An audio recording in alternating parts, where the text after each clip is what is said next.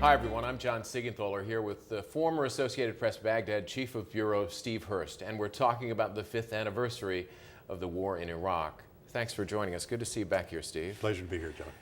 We hear a lot about the numbers in Iraq, but sometimes the human story is lost. What human stories stand out when you think about the death and the destruction in Iraq? Oh, they're too numerable to really go through them. What comes immediately to mind? We had a fellow working for us who was one of our Iraqi reporters. He lived in the society. He's a Christian, as it turns out. He had sent his family abroad, his wife and daughters. At one point, he began getting threats that his family would be kidnapped and danger done to them. And this was just the kind of thing that was happening daily to Iraqi people, constantly under the threat of kidnapping or having close family members kidnapped. This leaves aside the whole issue of people who just got up one morning, walked out, and were killed in a bombing, but who lived with this terror constantly. And this was not something that was unusual.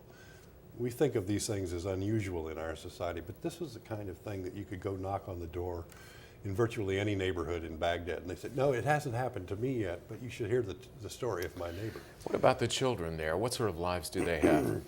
Children some are going to school, some aren't. Parents are frightened in many cases to have their children leave home and go to school.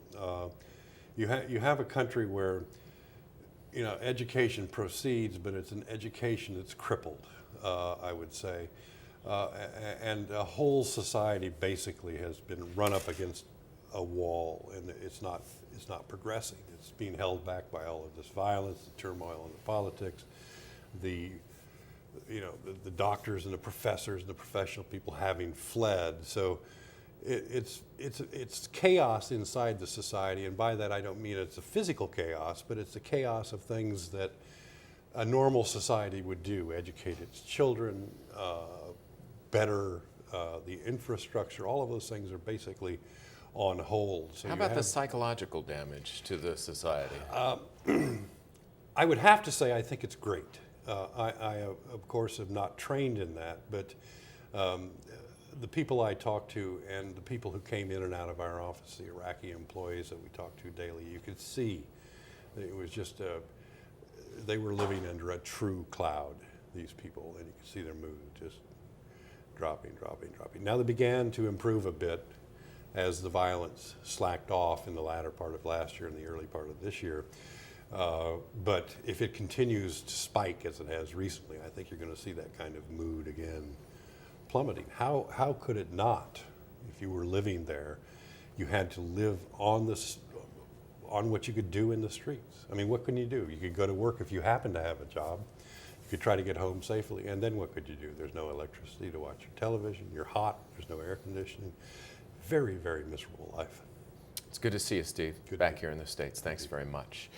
I'm John Seigenthaler for the Associated Press.